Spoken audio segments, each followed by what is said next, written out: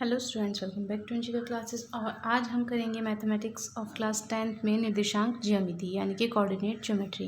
Class 9th में भी हम कोऑर्डिनेट ज्योमेट्री पढ़ चुके हैं, जिसमें हमने बेसिक पढ़ा था एक्स एक्सिस क्या होती है, वाई एक्सिस क्या होती है और किसी कोऑर्डिनेट को हम एक्स एक्सिस और वाई एक्सिस पे कैसे निरूपित करते हैं। तो आइए फिर भी थोड़ा सा रिविज़न कर लेते हैं कोऑर्डिनेट ज्योमेट्री का। इसमें ये जो हमारी हॉरिजॉन्टल लाइन होती है ये होती है हमारी एक्स एक्सिस, और जो वर्टिकल लाइन होती है ये होती है हमारी वाई एक्सिस। ठीक है, या ये दोनों लाइनें एक दूसरे को जिस बिंदु पर काटते हैं उसे बोलते हैं ओरिजिन यानी कि मूल बिंदु। ये सब हम 9th में पढ़ चुके हैं।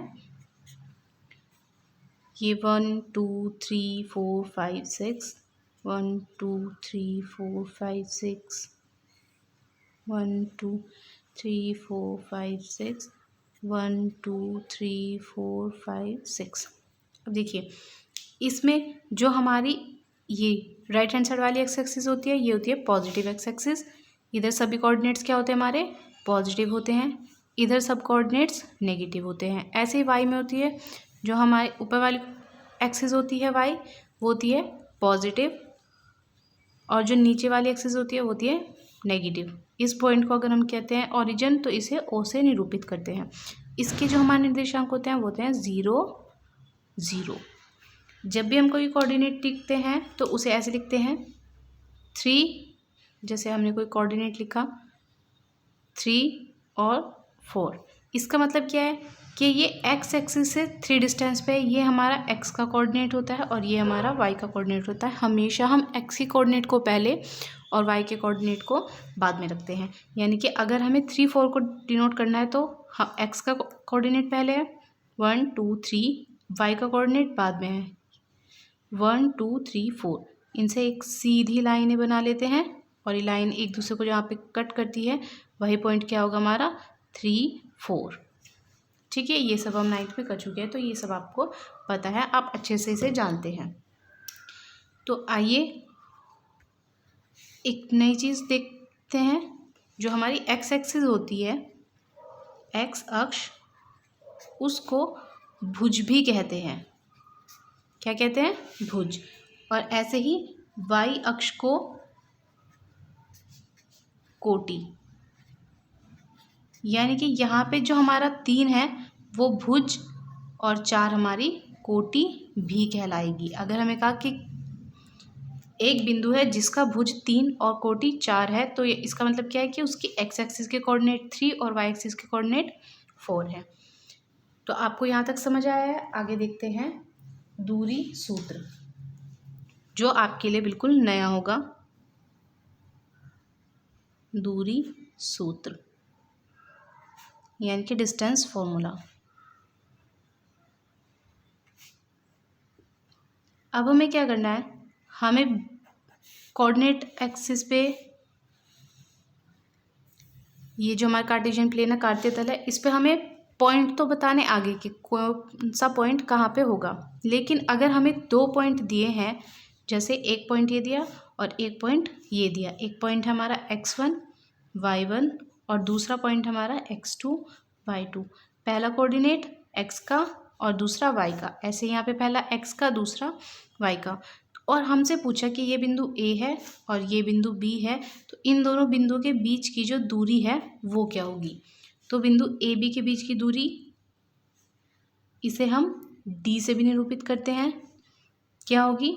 अंडर रूट, इसे AB या D under root x2 minus x1, यानी कि B का निर्देशांक माइनस A का निर्देशांक, x2 माइनस x1 का स्क्वायर प्लस B का सेकंड y का कोऑर्डिनेट y2 माइनस y1 का स्क्वायर। आप इसे x1 माइनस x2 का स्क्वायर भी लिख सकते हैं, क्योंकि स्क्वायर में हमारी चीज़ें माइनस या प्लस में कोई फ़र्क नहीं पड़ता है, स्क्वायर से बाहर वो पॉजिटिव ही आएगी। तो ये क्या हुआ हमारा 2 बिंदुओं के बीच की दूरी निकालने का फॉर्मूला। इसमें सिर्फ आपके पास यही फॉर्मूला और इसी फॉर्मूले पे पूरी एक्सरसाइज हमारी बेस होगी। तो आइए करते हैं इसकी एक्सरसाइज। आई होप आपको फॉर्मूला समझ आया होगा। जब हम एक्सरसाइज करेंगे तो आपको उसके क्वेश्चंस भी अच्छे से समझ आ जाएंगे। कि ये फॉर्मूला में अप्लाई कैसे करना है। देखिए इसका फर्स्ट क्वेश्चन देखिए, निम्नलिखित बिंदुओं के निम्नलिखित युग्मों के बीच की दूरियां ज्ञात कीजिए। हमारे पास बिंदु दिए हुए हैं और इन बिंदुओं के बीच की हमें दूरी ज्ञात करनी है। तो आइए करते हैं फर्स्ट क्वेश्चन।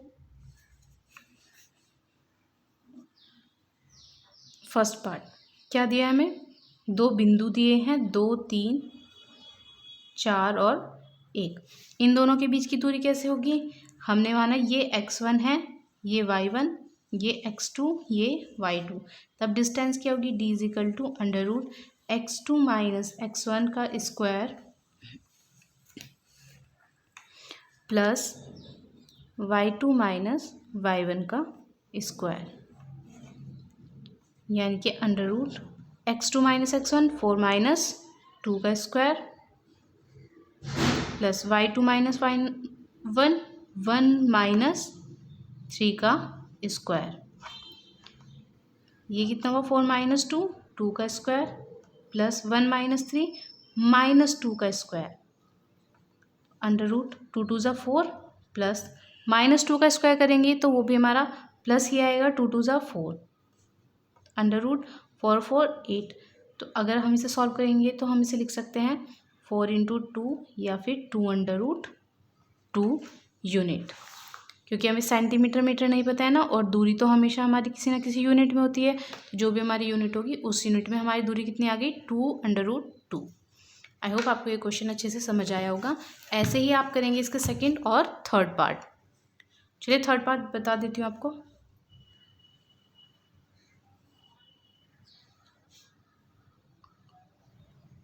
थर्ड में हमारे पास पॉइंट्स क्या है, A B -a - b। Distance find करना है, √x2 - x1 -a का square plus y2 - y1, y2 की वैल्यू -b और -b y1 का स्क्वायर। ये कितना हुआ, √- यानी कि 2a लेकिन माइनस का स्क्वायर, और सेम ऐसे ही -2b का स्क्वायर। तो ये क्या आ जाएगा हमारे पास, 2 2 ज़ा 4 a स्क्वायर, 2 2 ज़ा 4 b स्क्वायर, √4 को कॉमन ले लीजिए, 4 जब बाहर आएगा तो आ जाएगा 2 √a square plus b square unit को हिंदी में बोलते हैं इकाई। आंसर। चलिए बढ़ते हैं नेक्स्ट क्वेश्चन की तरफ। नेक्स्ट क्वेश्चन क्या है हमारा, बिंदुओं 0 0 और 36 15 के बीच की दूरी ज्ञात कीजिए। ये दो बिंदु दिए हैं, इनके बीच की दूरी ज्ञात करनी है। क्या आप अनुच्छेद 7.2 में दिए दोनों शहरों ए और बी के बीच की दूरी ज्ञात कर सकते हैं। अब अनुच्छेद 7.2 देखते हैं। पहले इनके बीच की दूरी फाइंड कर लेते हैं क्वेश्चन नंबर 2 में। क्वेश्चन नंबर 2, 0 0 व 36 15 के मध्य दूरी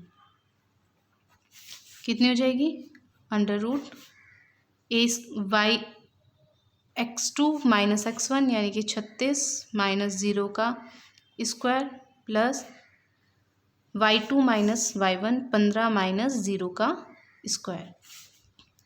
36 - 0 का स्क्वायर यानी कि 36 का स्क्वायर प्लस 15 - 0 का स्क्वायर यानी कि 15 का स्क्वायर। तो हमारा 36 का स्क्वायर क्या होता है, 1296, और 15 का होता है 225। अब इनको ऐड कर देंगे, ऐड करके क्या आएगा,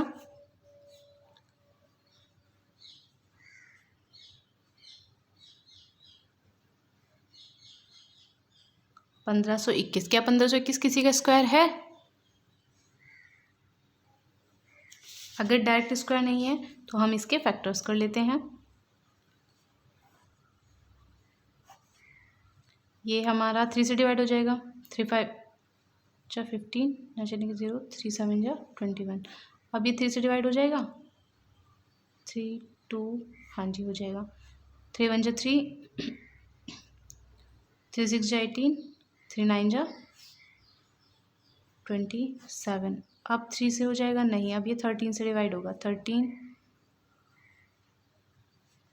3 जा और 13 1 जा, तो हमारे पास दो दो के पेयर बन गए, 13 और 3, 13 और 3, यानी कि हमारा 13 3 जा 39, 39 का स्क्वायर है इतना यूनिट। इन दोनों के बीच की दूरी कितनी आई? 39 unit.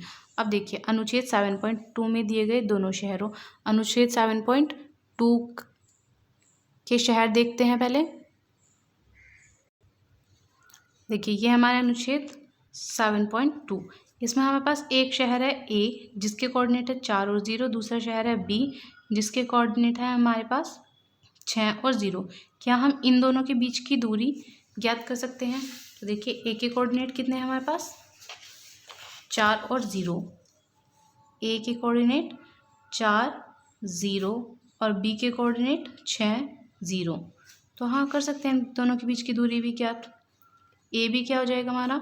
Under root x2 minus x1 6 minus 4 का square plus 0 minus 0 under root 6 minus 4 2 का स्क्वायर प्लस 0, 2 का स्क्वायर हम करेंगे तो 4 अंडर रूट में आ जाएगा और अंडर रूट 4 से बाहर आ जाएगा 2 यूनिट, यानी कि ये दोनों शहर आपस में कितनी दूरी पर हैं? 2 यूनिट। और देखिए अगर आप इस फिगर में भी देखेंगे तो 4 से 6 तक जाने में कितनी दूरी? 1 और 2 यूनिट। आई होप आपको और यह क्वेश्चन समझ में आया होगा। तो करते हैं नेक्स्ट क्वेश्चन। तो हम लिखेंगे हाँ ज्ञात कर सकते हैं,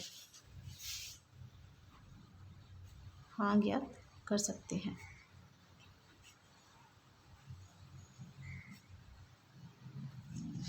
आप करते हैं क्वेश्चन नंबर 3। क्वेश्चन नंबर 3 क्या है हमारा? निर्धारित कीजिए कि क्या बिंदु ये और ये संरेखीय हैं। संरेखीय क्या का मतलब क्या होता है? एक ही लाइन पर, यानी कि हमें निर्धारित करना है क्या ये 3 बिंदु जो हमें 3 बिंदु दिए हैं कौन से? 1 5 2 3 और -2 -11। हमें ये निर्धारित करना है क्या ये संरेखीय हैं। तो हम क्या करते हैं, सबसे पहले इन दोनों बिंदुओं के बीच की दूरी ज्ञात कर लेते हैं, फिर इन दोनों बिंदुओं के बीच की दूरी ज्ञात कर लेते हैं और फिर इन दोनों बिंदुओं के बीच की दूरी ज्ञात कर लेते हैं। देखिए इससे क्या होगा, ये हमारे पास एक लाइन है, अगर हमारे पास 3 बिंदु संरेखीय है, माना एक बिंदु यहाँ पे है, एक बिंदु यहाँ पे है, एक बिंदु यहाँ पे है, तो इन दोनों के बीच की जो दूरी होगी और इन दोनों के बीच की जो दूरी होगी वो इन दोनों के बीच की दूरी के बराबर होगी ना। यानी कि ये वाली दूरी अगर हमारी D1 है, ये D2 है, तो ये पूरे इस D के बराबर होगी ना अगर इन दोनों को जोड़ दिया जाए तो D1 + D2 D। तो यहाँ पे भी यही होगा, दो बिंदुओं के बीच की दूरी ऐसी आएगी कि उनका योग बाकी दो बिंदुओं के बीच की दूरी के बराबर होगा। तो चलिए करते हैं, इसे मान लेते हैं बिंदु A, इसे मान लेते हैं बिंदु B, इसे बिंदु C। तब ए बी कितना हो गया हमारा? √x2 - x1 2 - 1 का स्क्वायर प्लस y2 - y1 3 - 5 का स्क्वायर,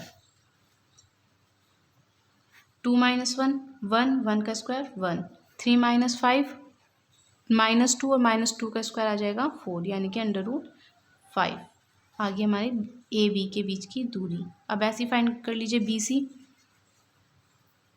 -2 -2 -2 का स्क्वायर प्लस -11 -3 का स्क्वायर, ये हो गया -4 का स्क्वायर यानी कि 16 प्लस ये -15 का स्क्वायर, 15 का स्क्वायर 225 अंडर रूट। ऐड कर लीजिए इसको, 1 और 4 2, 241 किसी का स्क्वायर होता है हमारा, तो ये किसी का भी स्क्वायर नहीं है। अब देखते हैं हम B C, A B B C हो गया बी ए, इन दोनों बिंदुओं के बीच की दूरी क्या होगी? सी ए या ए सी। देखिए √x2 - x1 -2 -1 -3 का स्क्वायर प्लस -11 -5 -16 का स्क्वायर, तो ये कितना आ जाएगा? 3 3 9 और 16 का स्क्वायर 256। ऐड कीजिए इन्हें, 5 6 2। क्या 265 किसी का स्क्वायर है? स्क्वायर रूट है नहीं, ना तो ये किसी का स्क्वायर है, ना ये किसी का स्क्वायर है, और ना ये किसी का स्क्वायर है। और अगर हम देखें तो किसी को भी आपस में ऐड करके तीसरा नहीं आएगा। सबसे बड़ा 265 है, क्या हम √5 और √245 को 41 को ऐड करेंगे तो क्या 265 आएगा? नहीं आएगा। तो यानी कि ये तीनों बिंदु संरेखी नहीं है, नहीं, तीनों बिंदु संरेखी नहीं है।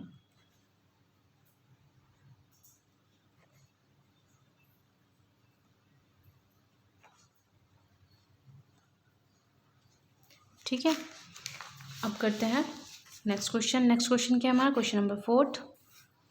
क्वेश्चन नंबर 4 में क्या कहा गया है? जांच कीजिए कि बिंदु 5 -2 6 4 और 7 -2 एक समद्विबाहु त्रिभुज के शीर्ष है।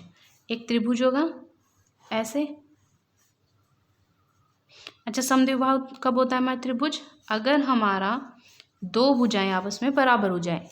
ठीक है, दो भुजाओं के बीच की दूरी बराबर हो जाए। तो चलिए करते हैं क्वेश्चन। माना बिंदु ए क्या है हमारा? 5 -2, बिंदु बी है हमारा 6 4, बिंदु सी है हमारा 7 -2। अब हम सबसे पहले क्या फाइंड करेंगे? A B. हमें तो बीच की दूरी से मतलब है ना कि किन्हीं तीन में से दो दूरी हमारी बराबर आ जाए।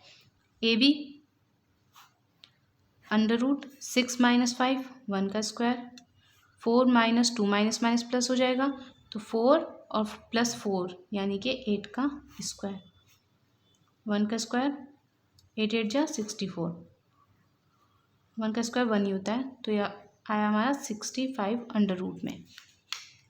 बी सी फाइंड करते हैं। बी सी कितना आएगा? √7 - 6 1 का स्क्वायर, -2 -4 यानी कि -6 का स्क्वायर, 1 + 6 6 जा 36 √37 √ में आया। अब देखते हैं सी ए। अगर हमारे पास जो सी ए है वो या तो 65 √ आ जाए या √37 आ जाए तो हमारा त्रिभुज कैसा हो जाएगा? समद्विबाहु, नहीं तो समद्विबाहु नहीं होगा। तो चलिए देखते हैं सी ए।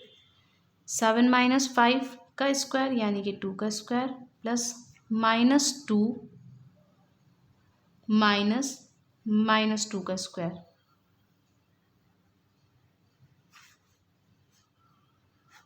2 2 जा 4 प्लस ये हो जाएगा -2 और +0 का स्क्वायर यानी कि √+2 का स्क्वायर। तो ये कितना हो जाएगा? 0 का स्क्वायर। तो ये हो गया हमारा 4 और 2 यूनिट। अब देखिए कोई भी दो जो हमारी भुजाएं हैं ए बी, बी सी या सी ए में से कोई भी दो बराबर है नहीं है। तो यानी कि ए बी सी एक समबाहु त्रिभुज नहीं है। अतः यह एक समबाहु त्रिभुज के शीर्ष नहीं है, समद्विबाहु त्रिभुज के शीर्ष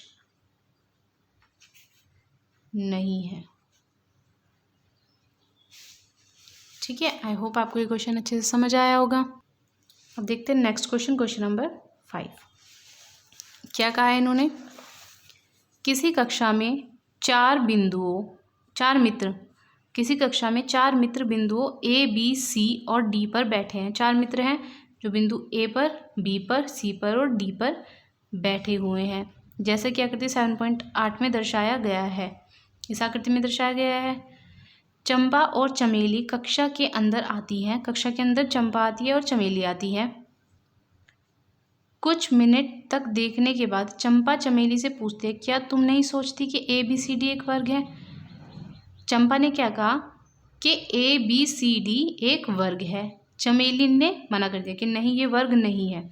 तो हमें सूत्र का प्रयोग करके बताना है कि इनमें कौन सही है, चंपा सही है या चमेली सही है। सबसे पहले तो हम इनके कोऑर्डिनेट फाइंड कर लेंगे। बिंदु ए के निर्देशांक देखिए, सबसे पहले एक्स एक्सिस का निर्देशांक यानी कि 3, फिर y का यानी कि 4। तो a के निर्देशांक क्या हुए हमारे? 3 4। ऐसे ही b के निर्देशांक देख लीजिए क्या होंगे? 6 और 7। पहले हम x का लिखते हैं फिर y का। ऐसे ही c के देखिए, c के पहले 9 फिर 4, 9 4। d का देखिए 6 और 1। अगर ये वर्ग है तो इसका मतलब क्या है कि ए बी बराबर बी सी बराबर सी डी बराबर डी आना चाहिए। तो निकाल लेते हैं सभी दूरियां। ए बी बराबर under root x2 minus x1 6 minus 3 यानी कि 3 का square plus y2 minus y1 यानी कि 7 माइनस 4 3 का फिर से 3 का स्क्वायर 3 3 जा 9 3 3 जा 9 अंडर रूट 18। अंडर रूट 18 को हम लिख सकते हैं 2 इंटू 9 और 9 हमारा 3 का स्क्वायर है तो हम इसे लिख सकते हैं 3 अंडर रूट 2। अब देखिए ए बी आ गया, बी सी फाइंड करते हैं। अगर बी सी सेम आ गया, सभी सेम आने चाहिए इसमें, तभी हमारा क्या होगा, एक वर्ग होगा। बी सी देखते हैं, अंडर रूट 9 माइनस 6 यानी कि 3 का स्क्वायर 4 माइनस 7 माइनस 3 का स्क्वायर 3 का स्क्वायर 9 और माइनस 3 का स्क्वायर भी 9। तो ये हमारा फिर से अंडर रूट 18 यानी कि 3 अंडर रूट 2। अब सी ए फाइंड करते हैं, सॉरी सी डी फाइंड करते हैं पहले। सी डी क्या होगा हमारा, अंडर रूट 6 माइनस 9 यानी कि माइनस 3 का स्क्वायर प्लस 1 माइनस 4 यानी कि माइनस 3 का स्क्वायर। तो ये भी हमारा माइनस 3 का स्क्वायर हो चाहे प्लस 3 का स्क्वायर हो, स्क्वायर हमारा हमेशा प्लस में आता है, यानी कि 9 प्लस 9 अंडर रूट 18 जो कि फिर से आएगा 3 अंडर रूट 2। अब देख लेते हैं डी ए, यही होंगे ना, ए बी निकाला, बी सी निकाला, सी डी निकाला, ये तीनों तो बराबर आ गए। अब डी ए भी अगर बराबर आ जाए तो ये एक वर्ग होगा। तो देखते हैं D A under root 6 minus 3 का स्क्वायर प्लस 1 माइनस 4 माइनस 3 का स्क्वायर। तो फिर से under root 9 plus 9 under root 18 3 under root 2। अब हमने देखा कि ए बी बराबर बी सी बराबर सी डी बराबर डी ए, अतः ए बी सी डी एक वर्ग है। ठीक है, तो यानी कि जो चंपा कह रही थी कि ये एक वर्ग है, वो सही बोल रही थी। ये एक वर्ग में ही बैठे हुए हैं, ए बी सी डी एक वर्ग में ही बैठे हुए हैं। आज के लिए रखते हैं इतना ही, नेक्स्ट क्लास में करेंगे आगे questions. Thank you for watching. Please guys like, subscribe and share the video.